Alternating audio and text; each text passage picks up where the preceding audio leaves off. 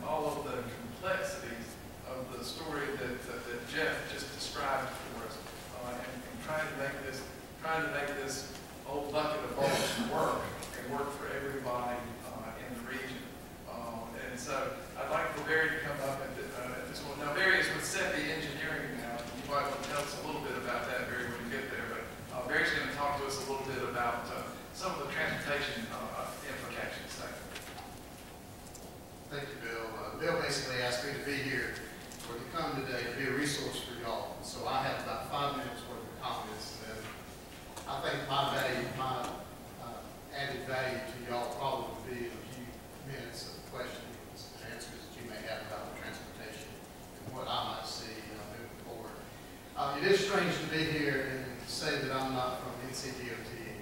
After 30 years doing something, it gets so, I can tell you, it gets so deeply rooted inside of you. I'll never not be an NCDOT person. So if I, in the course of my conversation today, say we, when I'm referring to NCDOT, please understand why. I have just in several months back retired from the NCDOT and started working for SETI Engineering. SETI is a full service transportation firm for that. It's mainly in the North Carolina market. But with that, I do have one or two slides that I wanted to share just to take what Jeff said and put maybe a transportation spin on. Not many, I think I've got three in total. The first, and some of you may have already seen this slide, it's not a new slide, but it really sets the tone for what population growth means from a transportation standpoint. As you can see, from 1970 to 2010, North Carolina, basically 8% increase in population. gray. But if you can look in the blue, the same time frame, vehicle miles traveled in the state has increased 240%. So what does that tell us? It tells us a couple of things. Number one is as we are successful in growing the state, we are successful in the economic arena, we attract people. That comes with wealth. The state brings wealth to the state. As people feel wealthier, they feel like they should be more mobile. They travel more. So you can see that as we look at the future, we look into the spatial drawings that Jeff presented, the tremendous growth forecasted through 2030 timeframe and so forth. If history repeats itself, not only will we have many, many more people living in this state, but we're going to have even that much more demand on our infrastructure because people will want to travel, will want to get from point A to point B. And up to this point, I always have jokingly said this state, it is still a good road state. If you go out and look at our surrounding states, maybe not as good as it was 25 years ago, but native North Carolinians always said, were born with three inalienable rights. One is to own an automobile. One is to have a road to get where they wanted to go. And the third is to have a parking space when they get there. I think those days are quickly improving North Carolina. I think we need to recognize that in the future. The complexity of the transportation infrastructure in this state has got to not only change, but provide options and choices for people as we move into the future.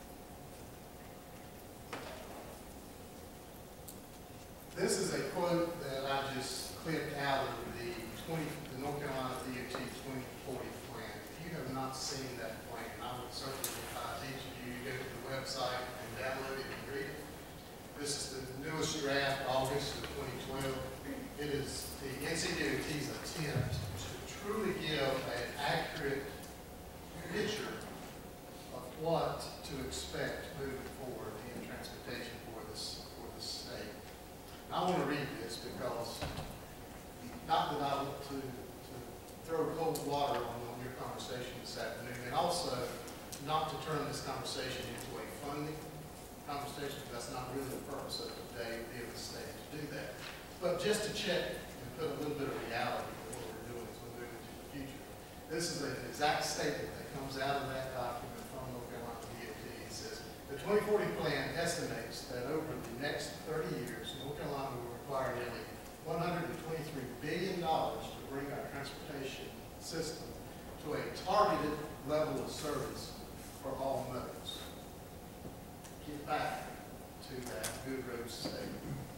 To get to where we think truly we can actually brag about being good road states again, they are estimating $123 billion to do that. This compares to $94 billion just to maintain less than a desirable system. Maybe not what we're doing today, but maybe not to get back to that good road state. In 66 billion, simply to keep spending at the same level that it is today. So if you just make an inference with those numbers, if they have a targeted level of service, twice the expenditure of today, 94 billion, which is more than what will be maintained spending today, that would tell me that we can expect, if we don't increase our spending and maintaining the system, that our system actually is going to continue to depreciate, continue to go down as far as the level of service. Again, what will that do to the road? If we don't have an attractive infrastructure here, how is that going to impact our road? My final slide is the same information, just put in a matrix format. Again, you can see, and I'm talking about all modes here, I'm not just talking about highways. A lot of times when people say NCDOT, you automatically think about highways. Granted, highways is 80% of the business of NCDOT, but these numbers are trying to reflect all modes, including rail, mass transit, bicycle, pedestrian facilities, and so forth. So I won't repeat what I just said. This is just a graphical matrix way of illustrating that same information. I'm going to tell one story and then I'm going to be quiet. It was so refreshing when I got engaged with the LNTC. The reason I say that is I could spend the rest of the time sharing my experiences of things that you need to do to be successful and things that you don't need to do to not be successful. There was a municipality, not represented here today, that had a very similar summit to this probably 10, 12 years ago. They asked me to come be a part of that, which I was very glad to do so. Spent about all day, we all have about 4 hours, they spent all day going over the same information, talking about the same issues with the ultimates, roughly the same objective as what y'all have here today. And at the end, they wrapped it up very nicely. They had a series of priorities, of projects that they wanted to pursue. And I was excited about that. As a transportation person, I knew what that region wanted. They laid it out nicely for me. By the time I got out that door, I had 4 people come to me and say, I know this is what we said, but this is what we really want, which was something completely different than what they said. I encourage you today, be honest with yourself, have a frank and honest conversation. It's a hard conversation. I know that. It's not easy. We would not be here today in the position. But at the end, be honest with yourself so when you do produce an end product, be sure you can support that. If not, speak up now. Because the worst thing for this region will be to produce a document, to produce a listing, if you will, simply of projects, and then start working against that same list internally, separate from each other.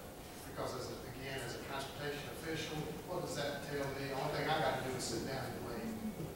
Because I don't know what the region wants. So I sit down and wait until you truly tell me what you do. So with that, Bill, I'll be back to you. Be glad to answer any questions that you may have. Thank you, Barry. Let's give Barry a big hand.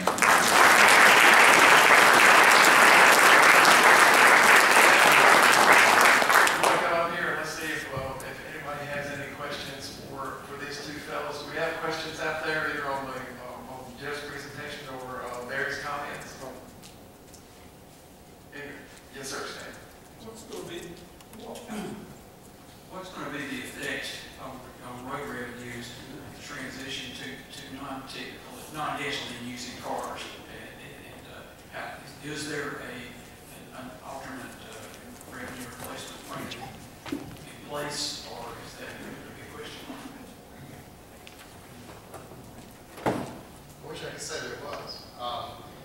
The traditional gas tax has been a steady income stream for this state for many, many years. It has done the state very well.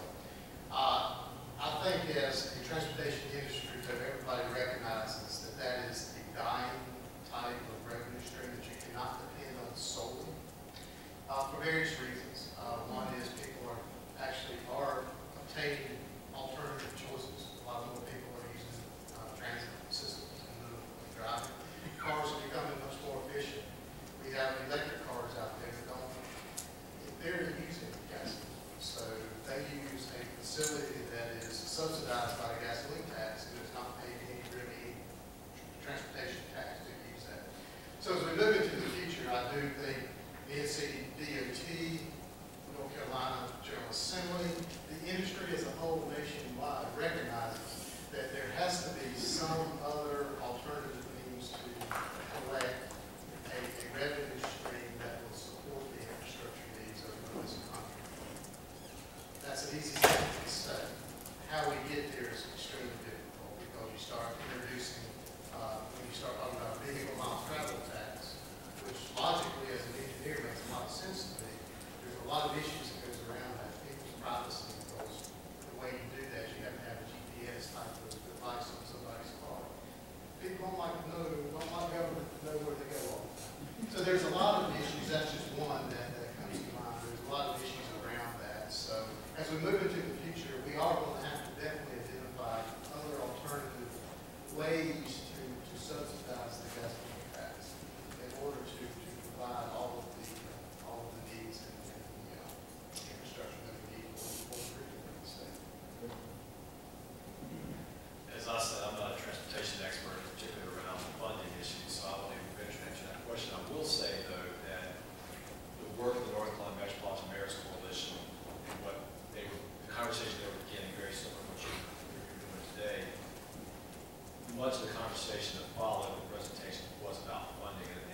a great job, and I was mostly sitting in all those meetings, was able to observe. They did a great job presenting a summary of all the plans from the last 10, 20 years that had to do with transportation funding. And they were a broad cross-section of plans, both government plans, plans from the Southern Environmental Law Center, but also the John Locke Foundation. But what they did was it was a synthesis of all those and what the key findings of them were as related to options. And I don't know, Julie White, who's director of the North Carolina Metropolitan Areas Coalition, I don't know if their plan was or is to make that list of findings from those 3 sessions available. It may even be available on the website for all I know, but if you want to educate yourself about that, that might be a great resource to check. Other questions?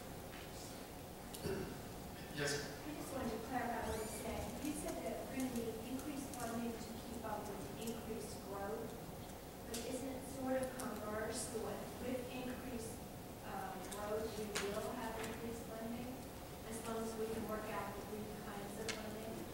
That was, yeah. Your statement, I guess, is correct. As long as we have a source of funding outside of the true traditional gas act. I glossed over that question because that's before our answer to the question. North Carolina actually has multiple transportation funding resources. The gas tax, without a doubt, is the lion's share. We have a vehicle tax of 3%. It goes directly back to the highway department for infrastructure. So yes, in some respects, depending on the sourcing of the revenue, if you have an increase in growth, you should have a natural increase in revenue. But when you see the exponential line for the actual vehicle miles traveled, that is not a straight line correlation. And so we do not need to just put that discussion to the side. We really need to be very in tune with the revenue sources and understand that there's going to be downward pressure on a lot of those revenue sources because of the alternatives that people will, and I hope that we give people as much as we do. One more. Have they, just some research several of us done, have done over the last few weeks, we're understanding that since 96, 97, they've been pulling about 25 to 20% of the road tax money into the general fund. Has that slowed down? It's not near that percentage. Okay. In 1989, when the trust fund was passed in this state, there was a certain percentage of really it was a dollar amount for that matter, of funds that was transferred back into the general fund. That was a compromise position, if you would, because some of the taxes that was normally going to the general fund was actually limited as part of the trust fund legislation. So to backstop the loss of that revenue, some of the money was transferred from the highway fund into the general fund. Over the years, that percentage probably has decreased over time. It was never 20%. Don't hold me to these numbers exactly. I would say close to about 300 million at one time was being transferred. A lot of that, they say, a lot of people concentrate on just the transfer from the highway fund back to the general fund. But we also fund things like the school buses. We also fund things like the highway patrol that also could be looked at as a transfer from the highway fund back into the general fund. Over the most recent past, those numbers have decreased. There is still some transfer there. I have not seen the latest pie chart that NCDOT produces. Bill is back there just shaking his head that these numbers aren't right, so I might let him correct me on the exact numbers. Barry, right now, the total transfer to anything other than Department of Transportation purposes is $238 million out of a $5.2 billion budget. Correct. And of that 238, most of that goes to the highway patrol and driver's education, which one can certainly say is related to the issue of transportation. transportation. That's good. The original transfer was 118 million back in '89. And that original transfer was occurring up until the toll authority was created. And a lot of that $100 million was basically stopped as far as transfer into the general fund, but it was earmarked, if you would, for gap funding for 5 specific toll projects in the state. So it was a benefit to transportation, but not necessarily a complete benefit to plan against for as far as the east coast of the state. Yes, ma'am. Jeff, I'm interested in your historic data, and I'm wondering whether that paints such a neat picture of what's happening here. Have you guys had the time to go and look if there's comparative data that would look at other regions that have experienced that kind of exponential growth and how their decision-making patterns have been affected what the outcomes are? So everyone heard the question that do we have comparable data for other metro regions, areas? And unfortunately, no, not that we know of. There have been similar studies. University of Wisconsin did a study looking at growth patterns. And it did it by census tract. And as we all know, you get that fine-grained look at a region or an area, and what may appear like it tells you the story of the census tract isn't really what's happening there, particularly if there's uneven growth within that census tract. And so this really is a unique study that my colleague Ross Menemeyer and some others have done. What is great that was made possible by funding from the Seasonal Growth Foundation was the opportunity to take it, what began as a Charlotte area study, and expand it into the Triad and the Triangle. They are now, we also did it for Western North Carolina, for the Asheville area, all of Western North Carolina, and they just got funding to do it for Eastern North Carolina.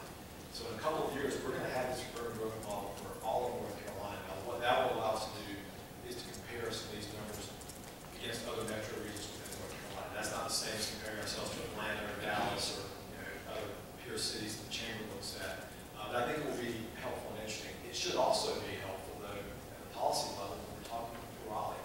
And we began to build those relationships with folks in other urbanizing areas to try to find common ground for solutions to Raleigh. And I think sort of a common vocabulary, a common model here to look at growth and its manifestation across the state is going to be a real value.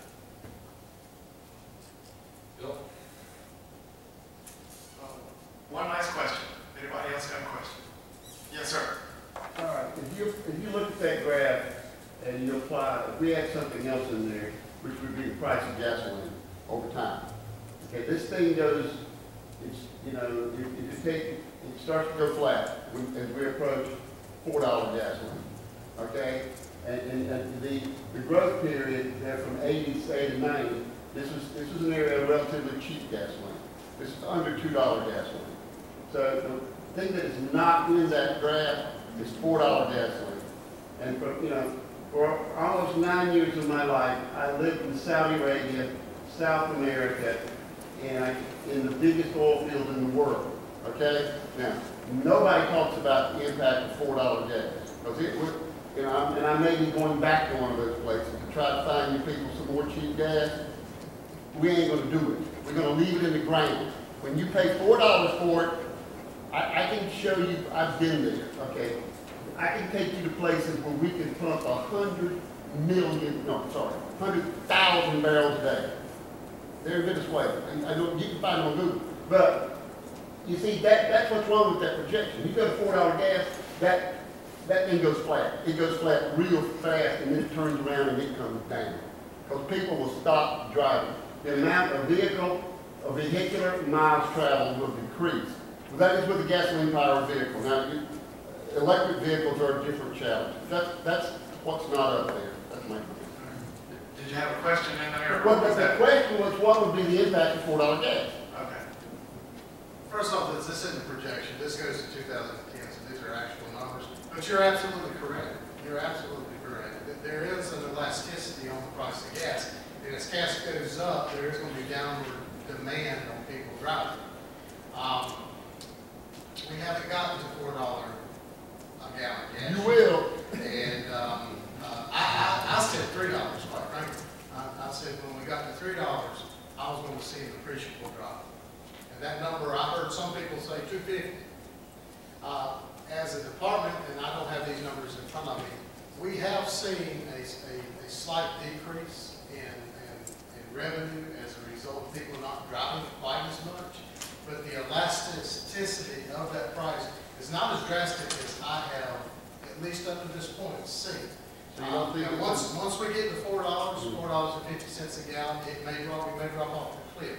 We don't know that yet, but we have not seen the price of gas appreciably decrease the vehicle miles traveled that people have been doing up to this point. Let's give these fellows a big hand.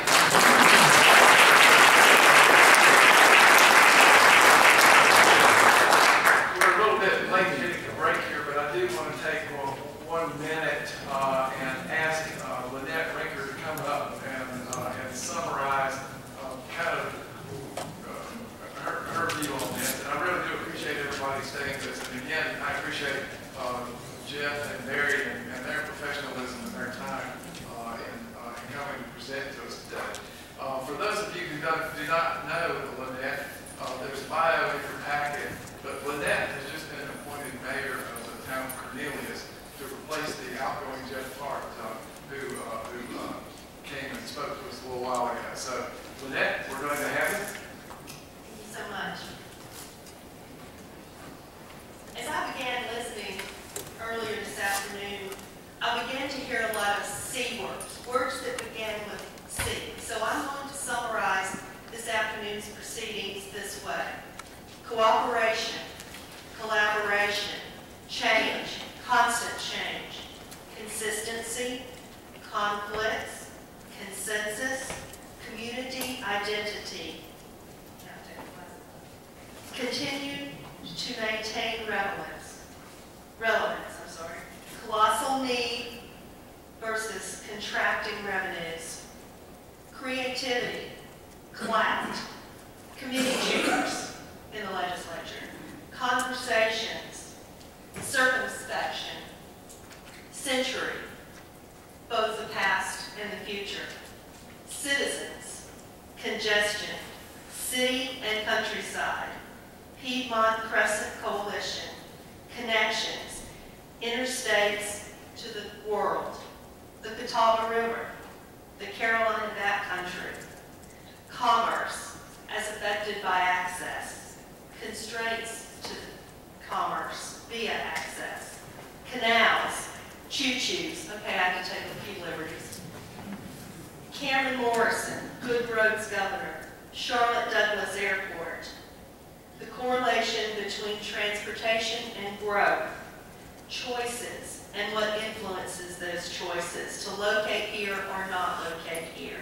Okay, I did use a thesaurus on this. Cyclopean growth, cross-county commuting patterns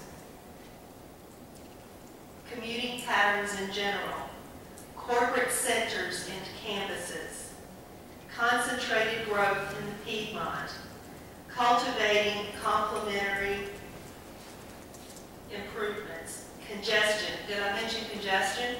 Complexity, checkpoint in reality, challenges, contradictions, conclusions, and cars. Thank you. What time do we need to reconvene?